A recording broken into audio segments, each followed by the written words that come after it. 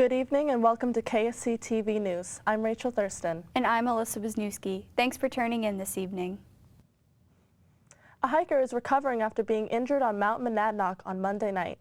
The Keene Sentinel reports 20-year-old Samantha Murdo was climbing up the mountain when she fell and injured her leg. She dialed 911 at 5:40 that night and was carried down the mountain by first responders. Murdo was treated at the Cheshire Medical Center and was released shortly after. The Hungry Owl, an on-campus food pantry, is still looking for a permanent home. They've been homeless since last year when they lost their space in Randall Hall. KSC TV's Michaela Golick shows us how the volunteers are getting by for now. This is the home of the Hungry Owl right now, a box in Advisor Suzer Whittemore's office. Volunteers can stock individual items dropped off in boxes like this around campus, but they cannot get the larger donations they were used to before. CNS is very generous, gives us very large donations that have to last us months. So that won't work in my office. Adding to their frustration, there are empty offices and rooms on campus that could accommodate larger donations. But so far, the Hungry Owl hasn't been able to get any of those spaces. Everybody just keeps turning us away. But this problem isn't going to go away. You know, this isn't going to go away. So the college needs to step up and give us a place, you know, somewhere. The food this group provides is needed. Dr. Whittemore says that last year, the public health professors and students did a study that showed about 37% of students being hungry to the point it affected their studies. For the founder and coordinator of the Hungry Owl, it means that much more. I think it's important to have the Hungry Owl because students rely on it, and it's a way for us, the community, to be able to give back to the students and the faculty who give so much. The Hungry Owl is a way to give back and to help those who are food insecure, whether that be the students or the faculty. Michaela Golick, KSC TV. As of right now, the Hungry Owl may be moving into Owl's Nest 9 for the year, but it is not a permanent solution. For anyone that needs food or is looking to donate, there are racks in the Mason Library, Rhodes, Spalding Gymnasium, and the Putnam Science Center. The Keene State soccer field has a new name. Owls fans and alumni packed the soccer field, rededicated to Owls Hall of Fame coach Dr. Ron Butcher. KSC TV's Quint Kimmel takes us through the legacy of the 43-year coach. Dozens of current and former players came to honor the man who roamed these sidelines for more than 4 decades, Dr. Ron Butcher. Butcher's accomplishments in that time are many. More than 500 wins, 31 years of playoff appearances, and his 1983 team is in the Owls Hall of Fame.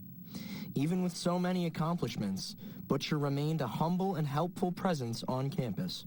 But he could not have been more gracious. He didn't know me from Adam. He gave me all the time in the world. He gave great quotes. He had great respect for the media. The man to take over in 2014 was Rick Scott, who played under Butcher when he was a student. The changing of the guard was easy for the KSC program. It seemed like a natural transition because of my connections with the alumni, because of my connection with him and everything. The men's and women's soccer teams will finish the rest of 2019 at Dr. Ron Butcher Field. Quinn Kimmel, KSC TV. The men and women's soccer teams will finish the rest of 2019 at Dr. Ron Butcher Field. Keene State College kicked off another season with the annual Rocktoberfest event. 4 bands performed on the music festival on Oya Hill Sunday afternoon.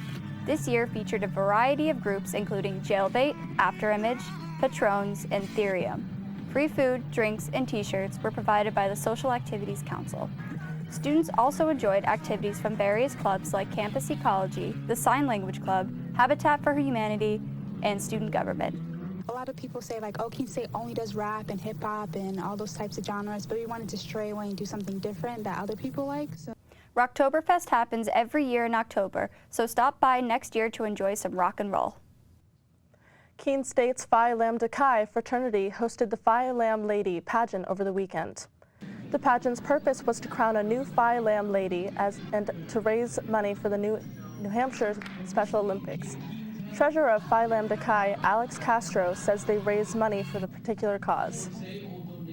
Most of the audience members of Greek-like organizations on campus. So far, the brothers have raised over $200 for the Special Olympics. A Keene youth hockey goalie is raising money for cancer. The Keene Sentinel reports 10-year-old Rafi Podinsky fundraising for pediatric and breast cancer with October Saves. Rafi gets to play and raise money through pledges for every save he makes. With a fundraising goal of $1,000, he has already raised $645 as of Tuesday. Rafi is currently marked 12th in the United States fundraising ranks. Find out more at octobersaves.org. Again, that's octobersaves.org. That's all for this edition of KSC TV. Thanks for tuning in. We'll be back next week at this time. We'll see you then, and have a good evening.